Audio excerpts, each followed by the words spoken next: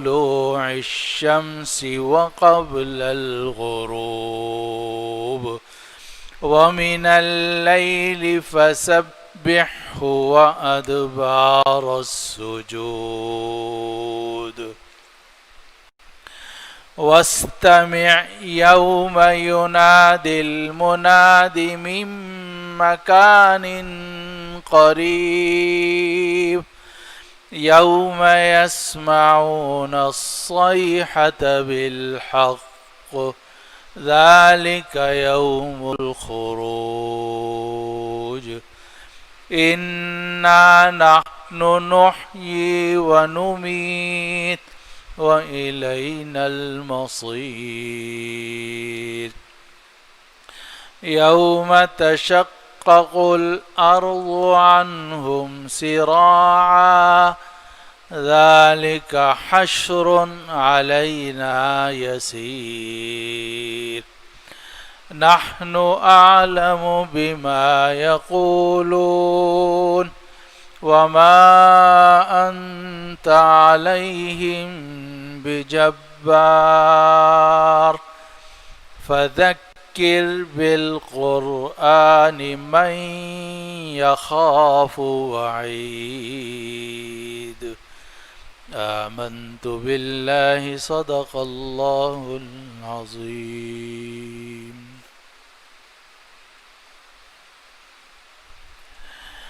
اور ہم نے ان سے پہلے کتنی نسلوں کو ہلاک کیا جو طاقت میں ان سے زیادہ سخت تھے اور وہ مختلف شہروں میں گھس گئے تھے.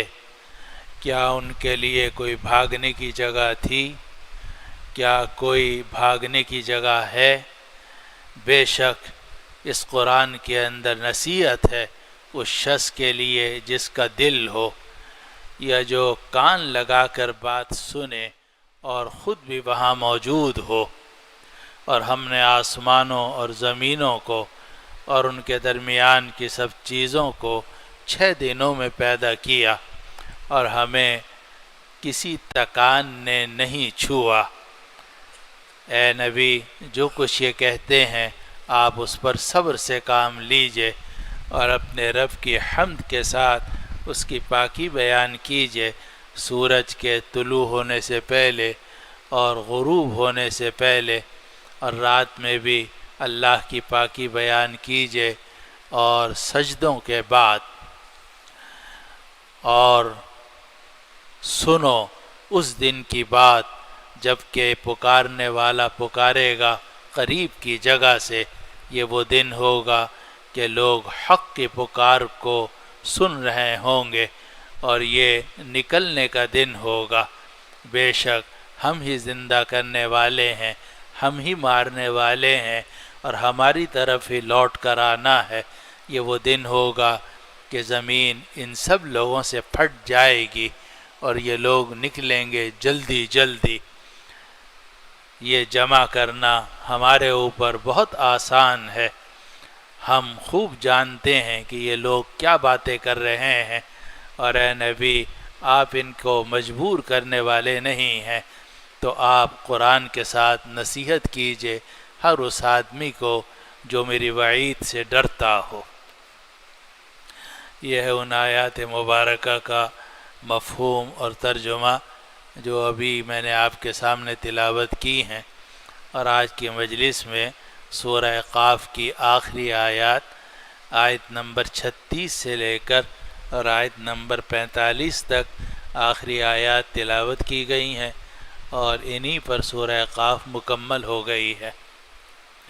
سب سے پہلے وہ آیت جو آج کے درس کی پہلی آیت ہے آیت نمبر 36، اس میں اللہ سبحانہ و تعالی نے یہ بات ارشاد فرمائی کہ یہ قریش کے لوگوں کو اپنے اوپر بڑا ناز ہے اور یہ سمجھتے ہیں کہ تمام قبائل کے اندر ہم سب سے زیادہ عزت والے ہیں، طاقت والے ہیں، کیونکہ تمام قبائل قریش کے قبیلے کا احترام کرتے تھے کیونکہ یہ لوگ مکہ کے رہنے والے تھے. ساری دنیا سے اس زمانے میں بھی، کفر کے زمانے میں بھی لوگ آتے تھے، حج کرتے تھے، عمرہ کرتے تھے، تو لوگ قریش کے قبیلے کی عزت کرتے تھے کہ یہ مکہ مکرمہ کے رہنے والے، حرم کی دیکھ بھال کرنے والے ہیں، اور یہ لوگ طاقت کے اعتبار سے بھی بڑے مضبوط تھے، جسم ان کے بڑے مضبوط تھے۔ تو اللہ سبحانہ و تعالی نے یہ بات ارشاد فرمائی کہ ان لوگوں سے پہلے بڑی نسلیں گزر گئی ہیں، اور وہ جو نسلیں گزری ہیں وہ طاقت میں ان سے زیادہ تھیں، اور انہوں نے تو دور دراز کے ملکوں میں گھس کر اپنی تباہی بربادی مچائی اور ان پر حکومت قائم کی، لیکن جب اللہ کا وقت آیا، عذاب آیا یا ان کی موت کا وقت آیا تو کوئی بھاگنے کی جگہ ان کو نہیں ملی۔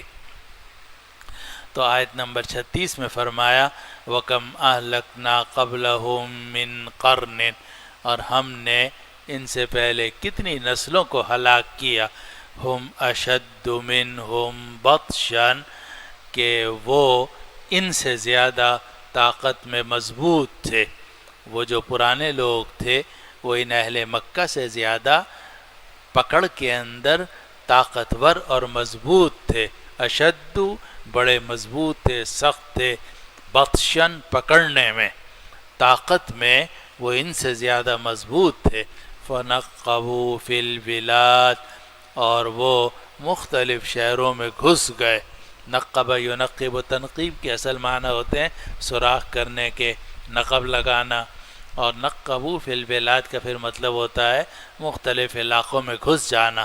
تو ان سے پہلے جو نسلیں گزری ہیں تو وہ بھی بڑے طاقتور تھے، انہوں نے بھی جناب بڑے بڑے شہروں میں نقب لگائی اور ان شہروں میں گھس گئے اور وہاں حکومتیں قائم کیں۔ لیکن آگے قرآن کہتا ہے حل من محیص، کیا کوئی بھاگنے کی جگہ ہے؟ حل من محیص، کیا کوئی بھاگنے کی جگہ ہے؟ نہ ان کے لیے کوئی بھاگنے کی جگہ تھی، نہ ان کے لیے کوئی بھاگنے کی جگہ ہے۔ اور آدمی کتنا ہی اچھلتا رہے اور کتنا ہی طاقت کا مظاہرہ کرے، کتنا ہی تکبر کرے، کتنا ہی فرعون بن جائے، کسریٰ بن جائے، قیصر بن جائے، لیکن جب موت کا وقت آتا ہے تو ذرا سی پھونک نکلتی ہے اور آدمی لاش کی شکل میں تبدیل ہو جاتا ہے، بھاگنے کا کوئی راستہ نہیں ہے۔ تو اللہ تعالیٰ نے فرمایا ان سے پہلے ہم نے کتنی نسلوں کو ہلاک کیا جو ان سے زیادہ طاقت کے اندر مضبوط تھے اور وہ مختلف شہروں میں گھس گئے تھے۔ حل من محیص، کیا کوئی بھاگنے کی جگہ ہے؟ یعنی نہ ان کے لیے بھاگنے کی جگہ تھی، نہ ان کے لیے کوئی بھاگنے کی جگہ ہے، اور نہ آئندہ لوگوں کے لیے کوئی بھاگنے کی جگہ ہے۔ حل من محیص، کیا کوئی بھاگنے کی جگہ ہے؟ آگے آیت نمبر 37 میں اللہ سبحانہ و تعالی نے ایک عجیب بات ارشاد فرمائی کہ اس قرآن کے اندر بڑی نصیحت ہے۔ اِنَّهُ لَذِكْرٌ لَكَ وَلِقَوْمِكَ، قرآن مجید نے اللہ سبحانہ و تعالی نے اس قرآن کو ذکر بھی فرمایا ہے، ذکرہ بھی فرمایا ہے کہ نصیحت کی چیز ہے، لیکن نصیحت کس کو حاصل ہوتی ہے؟ تو اس آیت میں آیت نمبر 37 میں اللہ سبحانہ و تعالی نے ارشاد فرمایا کہ نصیحت دو آدمیوں کو حاصل ہوتی ہے۔ ایک تو وہ جو دل سے بات کو سمجھنا چاہے، دل سے ہی چاہتا ہو کہ مجھے ہدایت مل جائے اور سیدھا راستہ مجھے نصیب ہو جائے اور مجھے نیکی کی اور توفیق ہو جائے، میری دنیا بھی اچھی ہو جائے، آخرت بھی اچھی ہو جائے، تو وہ اس قرآن کی بات کو سنے گا، اس سے نصیحت حاصل کرے گا۔ یا دوسرا وہ آدمی کہ جو دل سے تو سننا نہیں چاہتا، یعنی دل سے نصیحت حاصل کرنا نہیں چاہتا، لیکن سوچتا ہے کہ چلو کان لگا کے سن لیتا ہوں کیا کہہ رہے ہیں۔ تو جو آدمی کان لگا کر سنے گا اور متوجہ ہو کر بات سن لے گا، اس کو بھی نصیحت حاصل ہو جائے گی۔ اور اسی آیت سے یہ بات بھی معلوم ہوتی ہے کہ اگر کوئی آدمی مجلس میں بیٹھا ہوا ہے، اس کی آنکھیں بھی مجھے دیکھ رہی ہیں، کان بھی مجھے میری طرف متوجہ ہیں، میری لاؤڈ اسپیکر کی آواز بھی اس کے کان کے اندر جا رہی ہے، لیکن وہ اپنے پنڈ پہنچا ہوا ہے، دماغ اس کا کہیں اور ہے، یا جو میں کہہ رہا ہوں اس کا جواب سوچ رہا ہے وہ، یا اس کا دماغ کسی اور جگہ ہے، اس کو کوئی نصیحت حاصل نہیں ہوگی۔ تو اللہ سبحانہ و تعالی نے اس آیت میں فرمایا ان فی ذلک لذکری، اس قرآن میں نصیحت ہے، لمن کان لہ قلب، اس شخص کے لیے جس کا دل ہو، یعنی جو دل سے بات کو سمجھنا چاہتا ہو، او القی السمع وہو شہید، یا کان لگا کر سنے اس حالت میں کہ وہ خود بھی وہاں موجود ہو۔ ان فی ذلک لذکری، اس قرآن میں نصیحت ہے، لمن کان لہ قلب، جس شخص کا دل ہو، جو دل سے بات کو سننا اور سمجھنا چاہتا ہو۔ اور ہمارے ہاں تو یہ بات ہے کہ جی دماغ سے سوچنا چاہیے، لیکن قرآن مجید سے ہی بات معلوم ہوتی ہے کہ اصل جو فیصلہ ہوتا ہے وہ دل کا فیصلہ ہوتا ہے۔ دماغ میں تو اچھی چیزیں بھی آتی ہیں، بری بھی چیزیں آتی ہیں، فوائد بھی آتے ہیں، نقصانات بھی آتے ہیں، پھر اس کے بعد ترجیح جو آدمی دیتا ہے اور ڈن کرتا ہے یا فیصلہ کرتا ہے، وہ فیصلہ دل سے کرتا ہے۔ تو اس لیے اللہ سبحانہ و تعالی نے قرآن مجید میں دماغ کا ذکر نہیں کیا بلکہ دل کا ذکر کیا، اور فرمایا ان فی ذلک لذکری لمن کان لہ قلب، اس قرآن مجید میں نصیحت ہے، بے شک اس قرآن میں نصیحت ہے اس آدمی کے لیے جس کا دل ہو، او القی السمع وہو شہید، یا جو کان کو ڈال دے، جو سننے کی طاقت کو ڈال دے، اور حال یہ ہے کہ وہ خود وہاں موجود ہو۔ القی السمع کا اگر آپ بالکل لفظی ترجمہ کریں تو القی السمع کا مطلب ہے سننے کو ڈال دینا، لیکن اردو محاورے میں مطلب یہ بنتا ہے کہ جو کان لگا کر سنے، کان لگا کر سنے۔ پھر کان لگا کر سننے کی بھی دو صورتیں ہیں، ایک تو یہ ہے کہ کان لگا کر سن رہا ہے اور دماغ بھی یہاں موجود ہے، دوسری صورت یہ کہ کان لگا کر سن رہا ہے اور آواز اس کے کانوں میں جا بھی رہی ہے، مگر دماغ اس کا اپنے گاؤں پہنچا ہوا ہے، اپنے پنڈ پہنچا ہوا ہے، یا کسی اور خیال میں ہے۔ تو اللہ تعالیٰ فرماتے ہیں اسے نصیحت حاصل نہیں ہوگی، نصیحت حاصل ہوگی اس شخص کو جو کان لگا کر بات سنے اور خود بھی یہاں بیٹھا ہوا ہو، خود بھی یہاں موجود ہو۔ ان فی ذلک لذکری، اس قرآن مجید میں نصیحت ہے، لمن کان لہ قلب، اس شخص کے لیے جس کا دل ہو، او القی السمع وہو شہید، یا جو کان لگا کر بات سنے، وہو شہید، اور حال یہ ہے کہ وہ وہیں موجود ہو۔ شہید کہتے ہیں حاضر کو، وہو شہید، اور وہ حاضر ہو، دماغ سے حاضر ہو، تب یہ قرآن مجید اس کو فائدہ پہنچائے گا اور نصیحت اس کو فائدہ پہنچائے گی۔ اس قرآن میں نصیحت ہے اس شخص کے لیے جس کا دل ہو، یا جو کان لگا کر سنے اور وہ خود بھی وہاں موجود ہو۔ اب او آتا ہے تردید و احد الشقین کے لیے، تو مطلب یہ ہے کہ فائدہ یا تو اس کو ہوگا اور یا اس کو ہوگا، اور یہ مانعات الجمع نہیں ہے بلکہ مانعات الخلو ہے کہ دونوں اٹھ جائیں گے تو پھر نصیحت حاصل نہیں ہوگی۔ نصیحت اس وقت ہوگی کہ یا تو دل ہو یا القی السمع وہو شہید ہو، یا دونوں ہوں، اس لیے مانعات الجمع نہیں ہے بلکہ مانعات الخلو ہے۔ یہ ایک مرتبہ میں بیٹھا ہوا تھا مولانا مسیح اللہ صاحب قدس اللہ سرہ کی مجلس میں، اور وہاں پر میں گیا ہوا تھا جلال آباد ضلع مظفر نگر، حضرت کی خانقاہ بھی وہیں تھی، گھر بھی وہیں تھا، حضرت کے گھر میں ہی رہنا ہوا اور ایک ہفتے تک۔ تو ایک مرتبہ میں مجلس میں بیٹھا ہوا تھا، دماغ میرا کہیں اور پہنچ، سامنے حضرت کو بھی دیکھ رہا تھا، حضرت کی آواز بھی کانوں میں آ رہی تھی، مگر دماغ کہیں اور تھا۔ یہ اکابر جو ہیں ان کو تو پتہ ہوتا ہے کہ یہ یہاں بیٹھا ہوا ہے، آنکھیں بھی میری طرف ہیں، کان بھی میری طرف ہے، دماغ کہیں اور ہے اس کا۔ تو اس وقت میں حضرت نے آیت پڑھی ان فی ذلک لذکری، اس قرآن میں نصیحت ہے، لمن کان لہ قلب، اس شخص کے لیے جس کا دل ہو، او القی السمع وہو شہید، یا جو کان لگا کر سنے اور خود بھی یہاں موجود ہو، اور حال یہ ہے کہ وہ یہاں موجود ہو تب اس کو فائدہ ہوگا۔ آگے آیت نمبر 38 میں اللہ تعالیٰ نے وہ بات ارشاد فرمائی جو قرآن مجید میں کئی جگہ آئی ہے کہ خلق السماوات والارض فی 6 ایام ثم استوى علی العرش.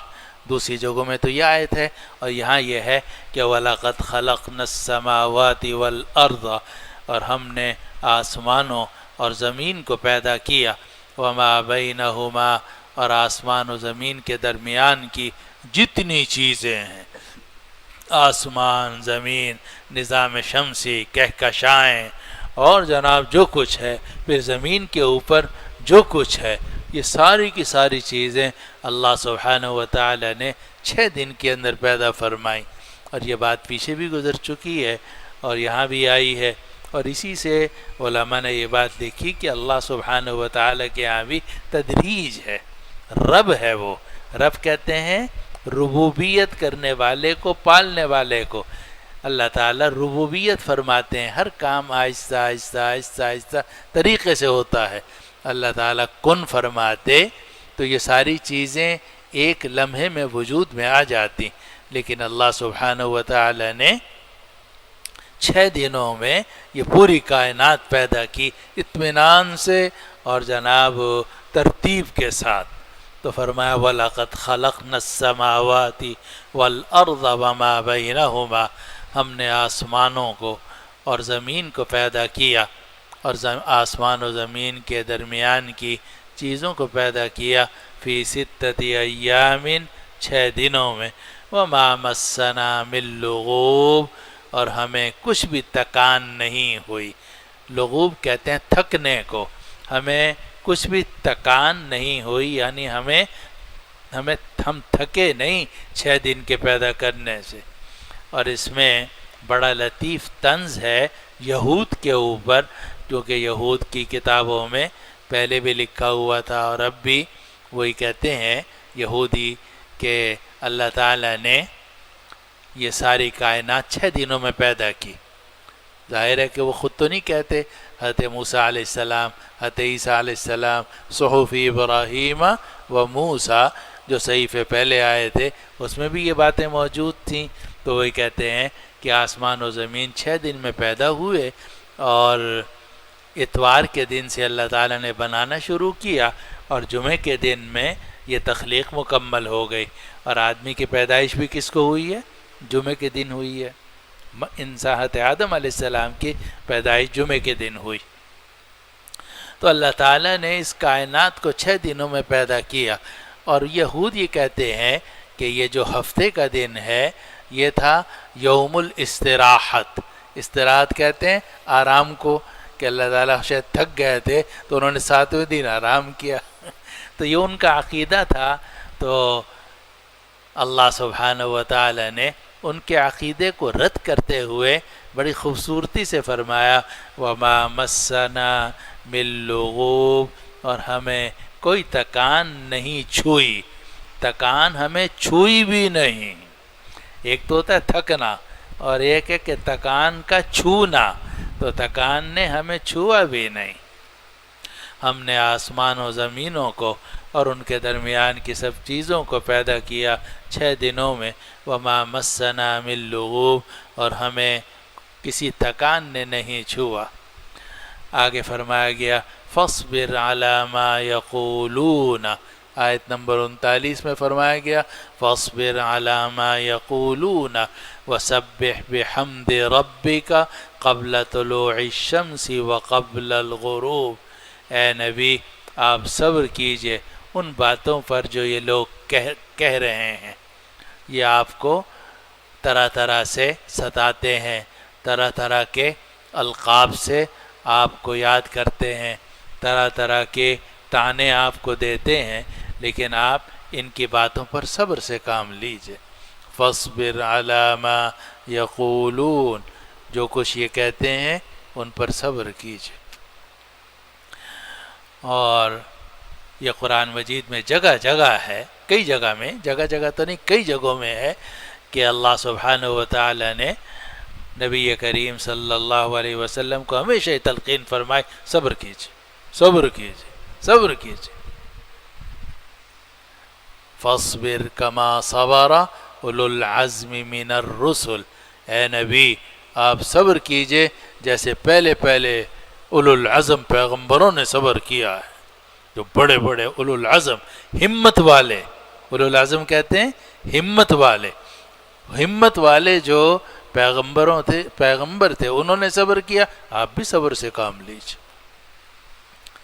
اور معلوم ہے کہ صبر بڑی عمدہ چیز ہے، اور خاص طور پر داعی ہے، عالم ہے، مبلغ ہے، یا جو بھی دین کا کام کرنے والا ہے، اگر اس کے اندر صبر نہیں ہوگا اور وہ لوگوں کی بات پر صبر نہیں کر سکتا، اس کا مطلب یہ کہ اس کو تعلیم کا، تبلیغ کا کوئی حق نہیں ہے۔ والد صاحب، تعلیم تبلیغ تو صرف وہی آدمی کر سکتا ہے جو صبر کرنے والا ہو، جو غصے کا گھونٹ پینے والا ہو، جو لوگوں کی بات کو سن کر ان کا جواب نہ دیتا ہو بلکہ حکمت کے ساتھ دین کی بات پہنچاتا ہو۔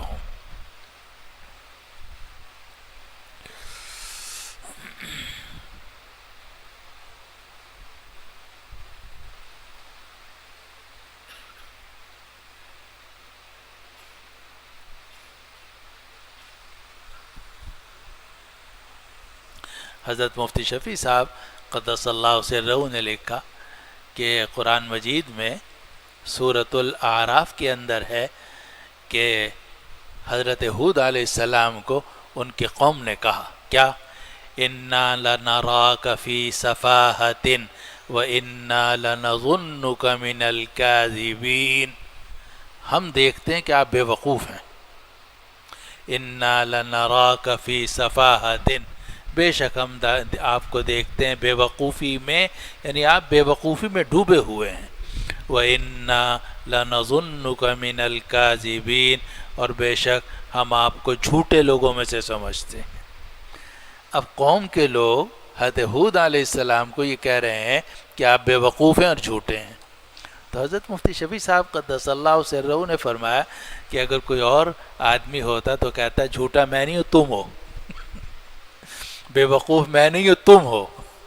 لیکن نبی کبھی ایسی بات نہیں کہتا، نبی کبھی دوسروں پر اٹیک نہیں کرتا۔ دوسرے لوگ نبی پر اٹیک کرتے ہیں، نبی صبر سے کام لیتا۔ اگر نبی ہوگا اور نبی کے سچے پیروکار ہوں گے، وہ کبھی اٹیک نہیں کرتے، وہ اینٹ کا جواب اینٹ سے بھی نہیں دیتے، اینٹ کا جواب پتھر سے بھی نہیں دیتے، وہ اینٹ کا جواب پھول سے دیتے ہیں، کوشش کرتے ہیں کہ ہماری طرف سے کوئی سخت جملہ نہ نکلے۔ تو جب حضرت ہود علیہ السلام کی قوم نے کہا انا لنراک فی صفاہۃ وانا لنظنک من الکاذبین، آپ بے وقوف ہیں، جھوٹے ہیں۔ قال یا قوم لیس بی صفاہۃ ولکنی رسول من رب العالمین، کہا اے قوم میں بے وقوف نہیں ہوں، لیکن میں رب العالمین کی طرف سے تمہیں پیغام پہنچانے والا ہوں۔ اے میری قوم کے لوگوں میں بے وقوف نہیں ہوں، میں رب العالمین کی طرف سے تمہیں پیغام پہنچانے والا۔ یہ نہیں کہا کہ تم بے وقوف ہو، تم جھوٹے ہو، نہیں، بس یہ کہا کہ لیس بی صفاہۃ، اے میری قوم میں کوئی بے وقوف نہیں ہوں، ولکنی رسول من رب العالمین، لیکن میں رسول ہوں رب العالمین کی طرف سے۔ تو اللہ تعالیٰ انبیاء کرام علیہ السلام کو ہمیشہ یہ تلقین کرتے رہیں کہ یہ لوگ جو بھی کہتے ہیں آپ صبر سے کام لیجئے۔ اور آج کل ہماری یہی مصیبت ہے، ہماری تبلیغ اس لیے کام نہیں دیتی، اور ہمارے گھر والوں کو سمجھانا اور دوسروں کو سمجھانا اس لیے کام نہیں دیتا کہ ہم غصے میں آ جاتے ہیں، اور غصے میں آ کر سخت بات کہتے ہیں۔ جب سخت بات کہتے ہیں تو پلٹ کے سخت جواب ملتا ہے، تو جو فائدہ ہے نصیحت کا وہ نہیں ہوتا۔ انبیاء کرام علیہ السلام کا جو طریقہ ہے وہ یہ ہے کہ آپ سخت بات نہ کریں، آپ نرمی سے ہی سمجھاتے رہیں، دوسرا اگر سخت بات کرتا ہے وہ خود ذمہ دار ہے۔ ایک حدیث میں آتا ہے، پہلے بھی میں نے آپ کو سنائی تھی، کہ ایک آدمی نے نبی کریم صلی اللہ علیہ وسلم کے تقسیم کے اوپر اعتراض کیا۔ آپ نے مال غنیمت تقسیم کیا، ایک صاحب نے بہت سخت اعتراض کیا۔ حضرت عبداللہ بن مسعود رضی اللہ عنہ نے اس کی بات سنی اور فرمایا میں جا کر رسول اللہ صلی اللہ علیہ وسلم کو بتاؤں گا کہ تم نے یہ کہا ہے۔ تو حاضر ہوئے نبی کریم صلی اللہ علیہ وسلم کی خدمت میں، عرض کیا کہ یا رسول اللہ فلاں آدمی نے آپ کی تقسیم کے بارے میں یہ کہا ہے کہ انہوں نے انصاف سے کام نہیں لیا، اور اس طرح کا کوئی سخت جملہ تھا۔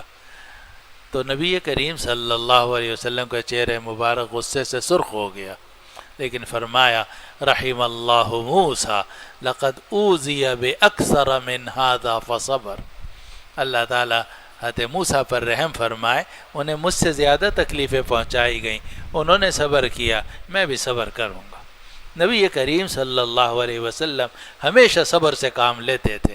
یہاں بھی اللہ تعالیٰ نے فرمایا فاصبر علی ما یقولون، ان کی باتوں پر آپ صبر سے کام لیجئے، جو یہ کہہ رہے ہیں اس پر صبر کیجئے۔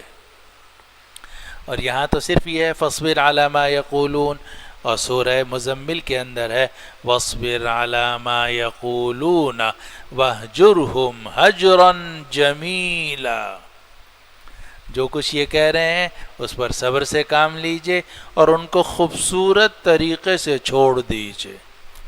وَهْجُرْهُمْ هَجْرًا جَمِيلًا، خوبصورت طریقے سے چھوڑ دیجئے۔ چھوڑنے کی بھی دو صورتیں ہوتی ہیں۔ آپ نے کہا آئندہ تجھ سے میں بات نہیں کروں گا، بند، کلام بند، بائیکاٹ، تو یہ ہجران ہے، مگر یہ خوبصورت نہیں ہے۔ ایک ہجران جمیل ہے کہ آپ نے کوئی سخت جملہ نہیں کہا، لیکن اندازہ کیا کہ اس کو سمجھانا بیکار ہے، اب آپ زیادہ اس کی طرف متوجہ نہیں ہوتے، یہ ہجران جمیل۔ تو قرآن نے کہا اے نبی آپ ان کی باتوں پر صبر کیجئے، واہجرہم ہجرا جمیلا، ان کو خوبصورت طریقے سے چھوڑ دیجئے۔ تو وہاں تو یہ بات فرمائی گئی، اور یہاں سورۃ قاف کے اندر ہے فاصبر علی ما یقولون، جو کچھ یہ لوگ کہہ رہے ہیں اس پر صبر کیجئے۔ دیکھیے صبر کرنا ہے مشکل کام۔ ایک آدمی نے بات کہی اور سخت بات کہی اور بالکل غلط کہی آپ کے بارے میں، غصہ آئے گا نہیں آئے گا؟ قدرتی بات ہے یہ، اسی لیے نبی کریم صلی اللہ علیہ وسلم کو بھی غصہ آتا تھا، اور صحابہ فرماتے ہیں آپ کو غصہ آتا تھا، آپ کا چہرہ مبارک غصے سے سرخ ہو جاتا تھا، لیکن آپ نے زبان مبارک سے کیا فرمایا؟ اللہ تعالیٰ موسیٰ پر رحم فرمائے، انہیں مجھ سے زیادہ تکلیفیں پہنچائی گئی، انہوں نے صبر کیا، مطلب کہ میں بھی صبر کروں گا۔ اب صبر کرنے کا طریقہ کیا ہے؟ تو اس آیت میں جو سورہ قاف کی آیت ہے، اس میں اللہ سبحانہ و تعالیٰ نے طریقہ بتایا کہ آپ صبر کیجئے، اور صبر کا طریقہ یہ کہ اس کی طرف سے نظر ہٹا لیجئے، اللہ تعالیٰ کی طرف متوجہ ہو جائیے۔ اس کو فلسفی کہتے ہیں النفس لا تتوجہ الی شیئین فی آن واحد، ایک ہی لمحے میں آدمی دو چیزوں کی طرف متوجہ نہیں ہو سکتا۔ تو جب آدمی ادھر سے اپنا رخ ہٹا لے، اللہ تعالیٰ کی طرف متوجہ ہو جائے گا تو ادھر توجہ نہیں رہے گی، جب ادھر توجہ نہیں رہے گی تو ادھر جو غصہ آ رہا تھا وہ ختم ہو جائے گا، اور اللہ سبحانہ و تعالیٰ کی طرف اس کی توجہ ہو جائے گی۔ تو اللہ تعالیٰ نے یہاں سورہ قاف میں یہی فرمایا فاصبر علی ما یقولون، جو کچھ یہ کہہ رہے ہیں آپ اس پر صبر سے کام لیجئے، وسبح بحمد ربک، اور اپنے رب کی تعریف کے ساتھ اس کی پاکی بیان کیجئے۔ آپ چھوڑیے ان کو، لوگوں کو یہ جو کہتے ہیں کہنے دیں ان کو، آپ صبر کیجئے، آپ ہماری طرف متوجہ ہو جائیں۔ ایک اور جگہ میں آتا ہے نا وَلَقَدْ نَعْلَمُ أَنَّكَ يَضِيقُ صَدْرُكَ بِمَا يَقُولُونَ، ہمیں معلوم ہے کہ ان لوگوں کی باتوں کی وجہ سے آپ کا سینہ تنگ ہونے لگتا ہے۔ فَسَبِّحْ بِحَمْدِ رَبِّكَ وَكُن مِّنَ السَّاجِدِينَ، آپ اپنے رب کی تعریف کے ساتھ اس کی پاکی بیان کیجئے اور سجدے والوں میں سے ہو جائیے۔ کہ آپ کو ستاتے ہیں نا، آپ ہمارے پاس آ جائیں، ہم سے باتیں کریں۔ تو ستانے کا اور سب کرنے کا آسان علاج یہ ہے کہ آدمی یا اللہ یہ تو مانتے نہیں، بس میں آپ سے شکایت کرتا ہوں، آپ سے فریاد کرتا ہوں، اے اللہ آپ ان کو ہدایت دے دیجئے، مجھے ان کے شر سے محفوظ فرما دیجئے، وغیرہ وغیرہ۔ تو یہاں بھی اللہ تعالیٰ نے فرمایا فاصبر علی ما یقولون، جو کچھ یہ کہتے ہیں اس پر صبر کیجئے، وسبح بحمد ربک، اور اپنے رب کی حمد کے ساتھ اس کی پاکی بیان کیجیے۔ قبل طلوع الشمس و قبل الغروب، سورج کے نکلنے سے پہلے اور غروب ہونے سے پہلے۔ وَمِنَ اللَّيْلِ فَسَبِّحْهُ، اور رات میں بھی اللہ کی پاکی بیان کیجیے۔ وَأَدْبَارَ السُّجُودِ، اور سجدوں کے بعد بھی۔ اب یہ پاکی سے کیا مراد ہے؟ اکثر مفسرین نے اس سے نماز مراد لی ہے۔ تو یہ جو آ رہا ہے قبل طلوع الشمس، کہ سورج کے نکلنے سے پہلے اللہ کی پاکی بیان کیجیے، یعنی فجر کی نماز پڑھی ہے، کیونکہ نماز کے اندر تسبیح ہوتی ہے، حمد ہوتی ہے، اللہ کی کبریائی بیان کی جاتی ہے، تلاوت کی جاتی ہے، اللہ اکبر، سمع اللہ لمن حمدہ، ربنا لک الحمد، سبحان ربی العظیم، سبحان ربی الاعلی۔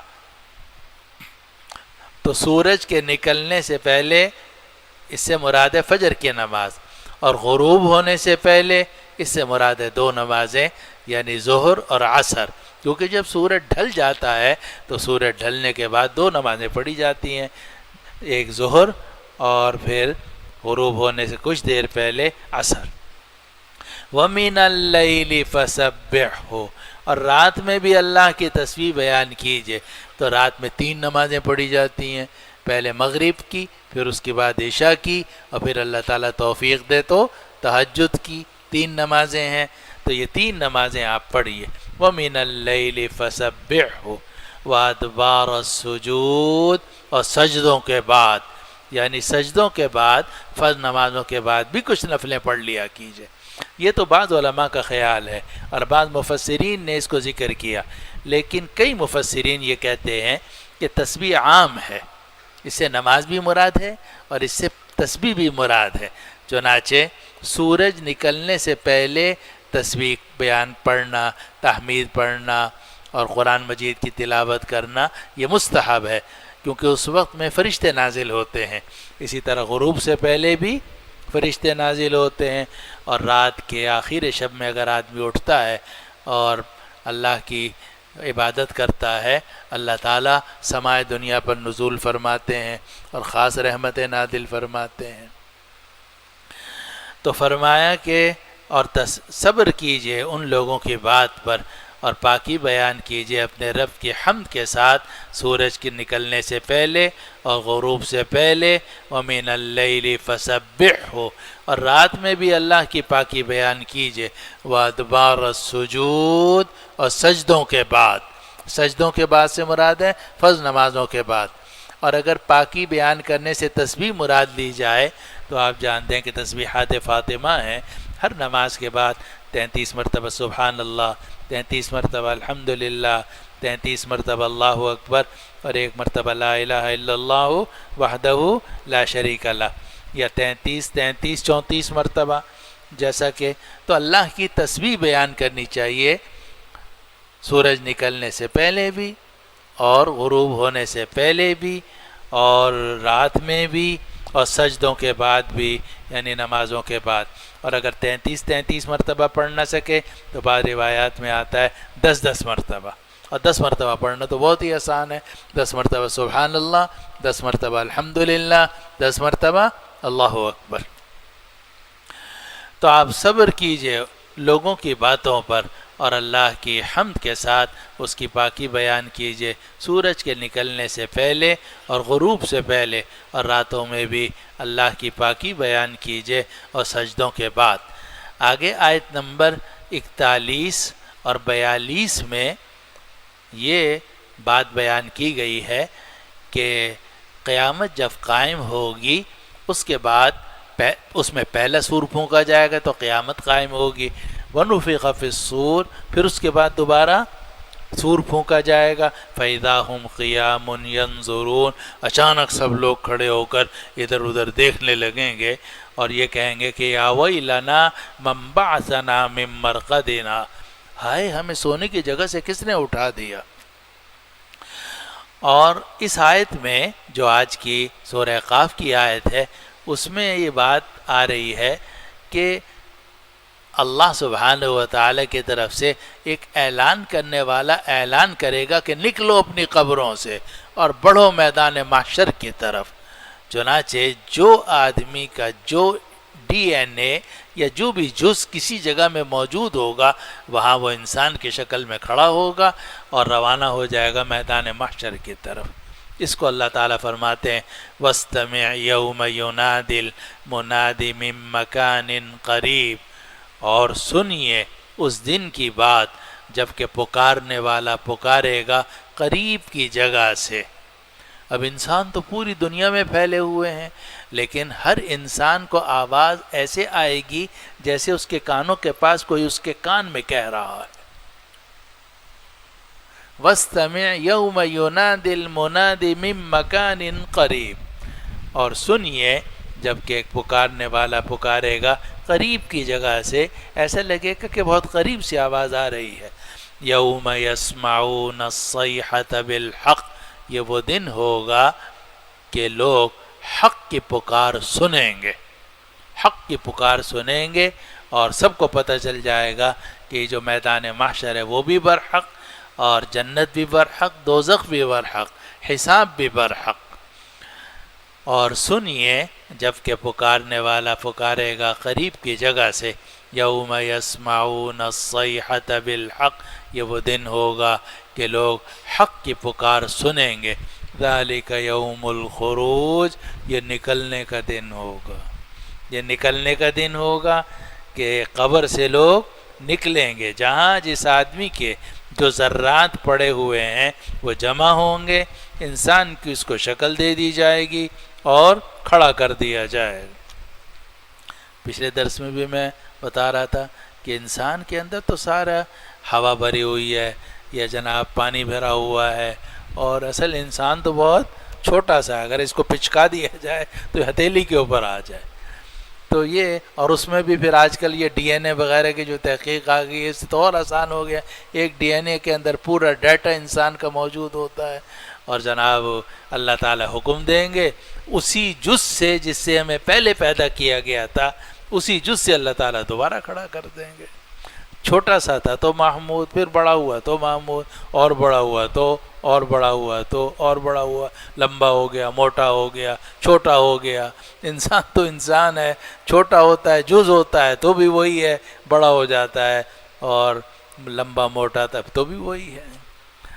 تو انسان کا جو اصل جز ہے وہ محفوظ رہتا ہے، اور اسی لیے حدیث میں آتا ہے کہ مٹی جو ہے وہ ساری چیزوں کو کھا لیتی ہے، انسان کے سب جسم کو، لیکن عجب الذنب، ریڑھ کی ہڈی کے نیچے ایک چھوٹا سا جز ہے، اس کو نہیں کھاتی۔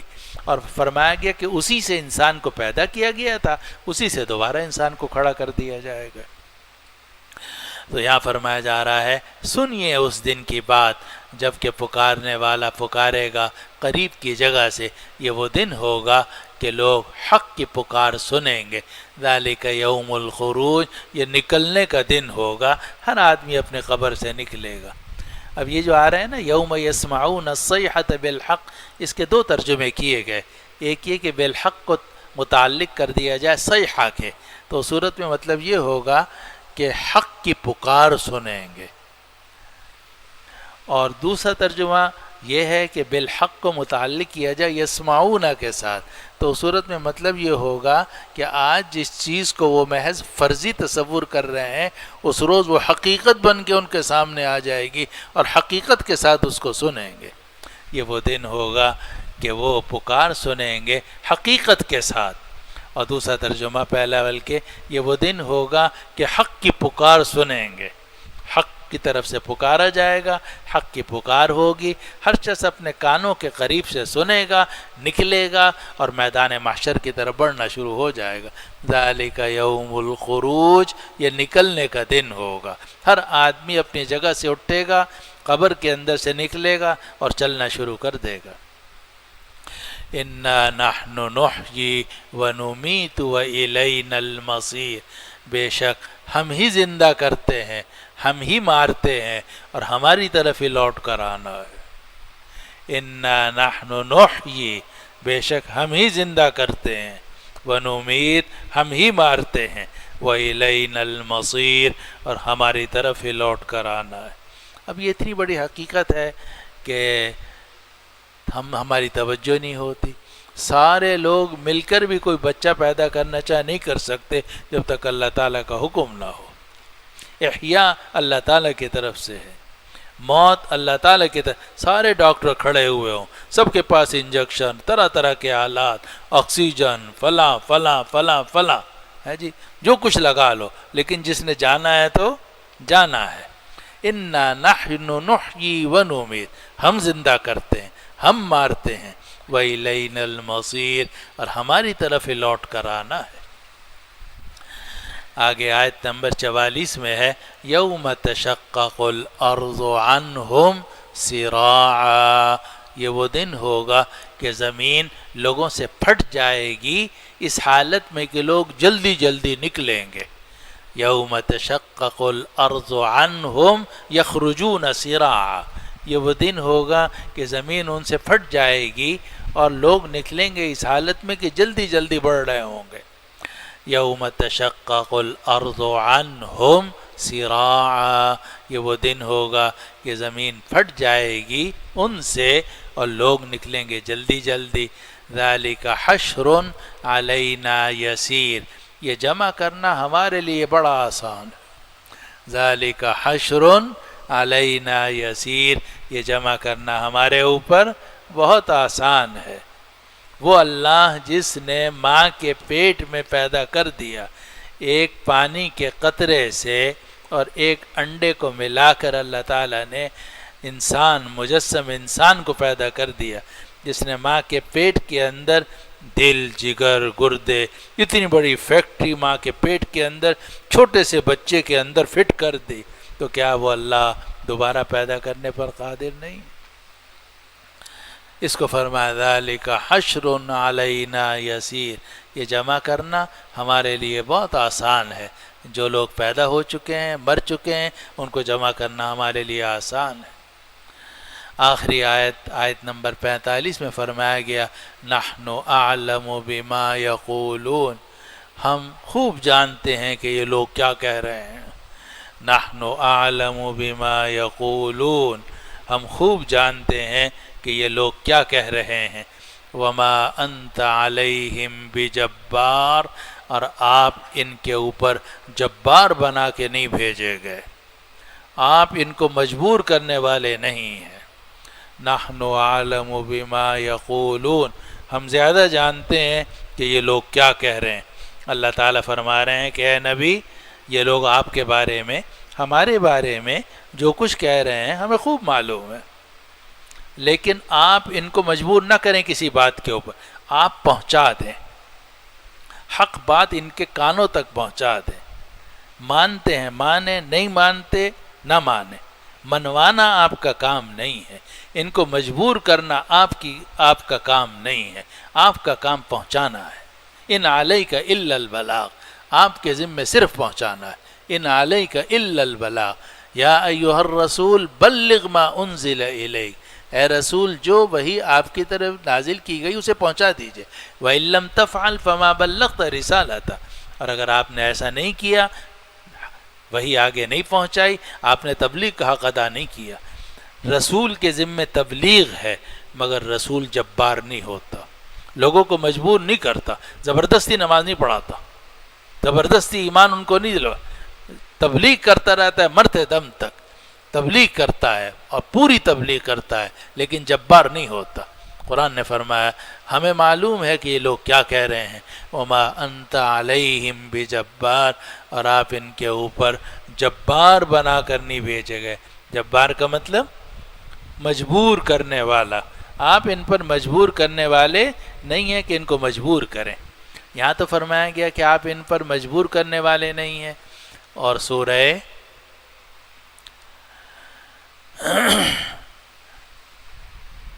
غاشیہ میں فرمایا گیا لست علیہم بمسیطر، اے نبی آپ ان پر مسلط کر کے نہیں بھیجے گئے۔ لست علیہم بمسیطر، آپ ان پر مسلط کر کے نہیں بھیجے گئے۔ الا من تولی وکفر، ہاں مگر جو آدمی منہ موڑے گا اور انکار کرے گا، فیعذبہ اللہ العذاب الاکبر، اللہ اسے عذاب دے گا۔ آپ نہ عذاب دینے والے ہیں، نہ جنت دینے والے ہیں، نہ ان کو دوزخ میں پہنچانے والے ہیں، آپ کے ذمے صرف پہنچانا ہے، صرف پہنچانا ہے۔ اور یہ آج کل بڑی غلط فہمی لوگوں میں پھیل گئی ہے کہ جناب ہم ذمہ دار ہیں، یعنی میں جو ہوں آپ سب کا ذمہ دار ہوں، یعنی آپ جو بھی غلطی کریں گے گھر جا کے وہ سب کی ذمہ داری میرے اوپر۔ کیسے ہو سکتا ہے؟ میں آپ کا ذمہ دار کیسے ہو سکتا ہوں؟ آپ اپنے گھر جا کے جو حرکتیں کرو، یا میں اپنے گھر میں جا کے خدا نخواستہ کوئی حرکت کرتا ہوں، آپ کیسے ذمہ دار ہو گئے اس کے؟ لا تزر وازرۃ وزر اخری، کوئی بوجھ اٹھانے والا دوسرے کا بوجھ نہیں اٹھاتا، ہر آدمی اپنے عمل کا خود ذمہ دار۔ ہاں ایک چیز کی ذمہ داری ہے، پہنچاؤ پہنچاؤ، پہنچاتے رہو، تبلیغ کرتے رہو، مرتے دم تک تبلیغ کرتے رہو۔ فَإِن لَّمْ تَفْعَلْ فَمَا بَلَّغْتَ رِسَالَتَهُ، لیکن مجبور کرنا، مسلط ہو جانا، ان کے اوپر مسلط ہو کے وکیل بن جانا، حفیظ بن جانا، یہ نبی کا کام نہیں۔ اس لیے یہاں تو یہ فرمایا کہ وما انت علیہم بجبار، آپ ان پر مجبور کرنے والے نہیں ہیں۔ سورہ غاشیہ میں کیا فرمایا؟ لست علیہم بمسیطر، آپ ان کے اوپر مسلط کر کے نہیں بھیجے گئے۔ اور ایک اور جگہ میں فرمایا قل لست علیکم بوکیل، اے نبی آپ کہہ دیجئے میں تمہارے اوپر وکیل بنا کے نہیں بھیجا گیا، میں رسول ہوں، وکیل نہیں ہوں۔ رسول کا کام پیغام پہنچانا ہوتا ہے، وکیل دوسروں کے عمل کا ذمہ دار ہوتا ہے، وکیل موکل کا ذمہ دار ہوتا ہے۔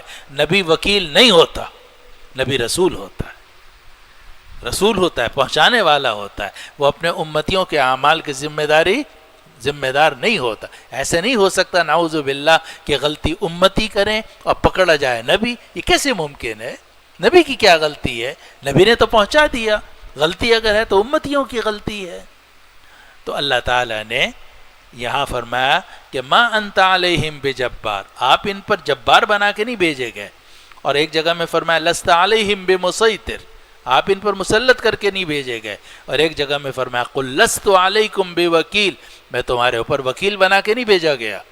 اور ایک اور جگہ میں فرمایا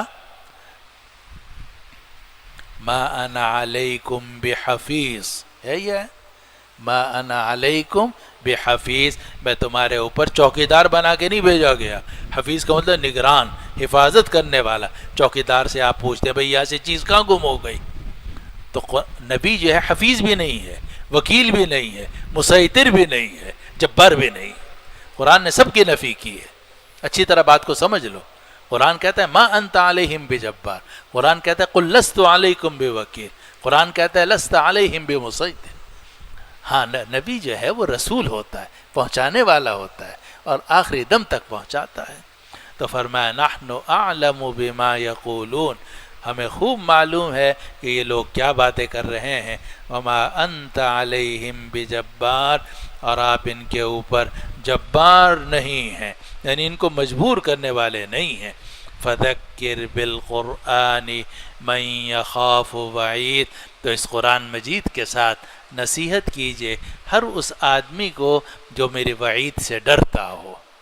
اس قرآن مجید کے ساتھ نصیحت کیجئے ہر اس آدمی کو جو میری وعید سے ڈرتا ہو۔ کیا مطلب؟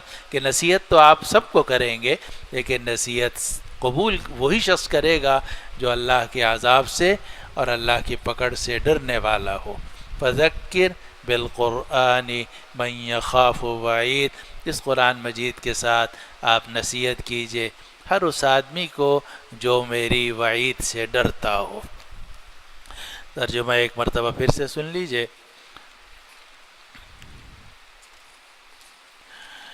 اور ان سے پہلے ہم نے کتنی نسلوں کو ہلاک کیا جو ان سے طاقت کے اندر زیادہ مضبوط تھیں، اور وہ مختلف شہروں میں گھس گئے تھے۔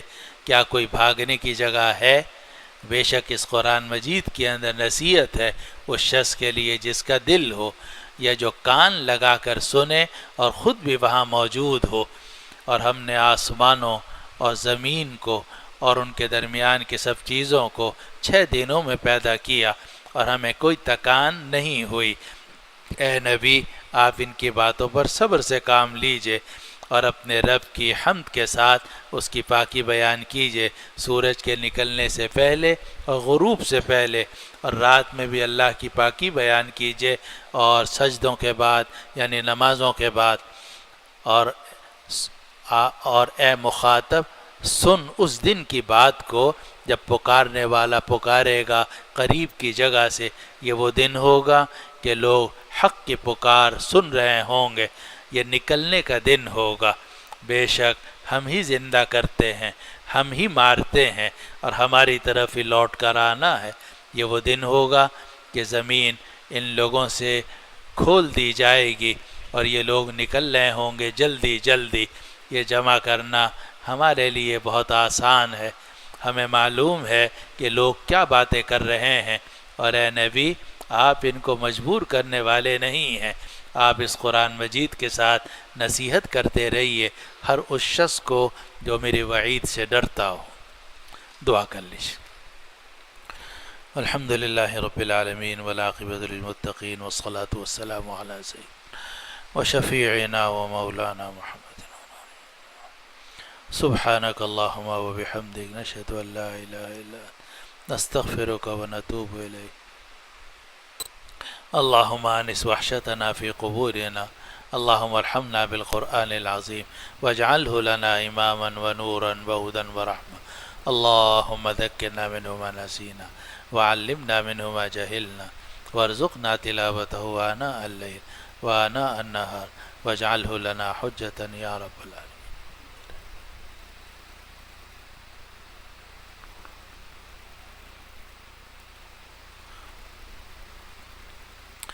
وصلی اللہ تعالی علی خیر خلقہ سیدنا وشفیعنا وحبیبنا ومولانا محمد وعلی آلہ واصحابہ اجمعین برحمتک یا ارحم.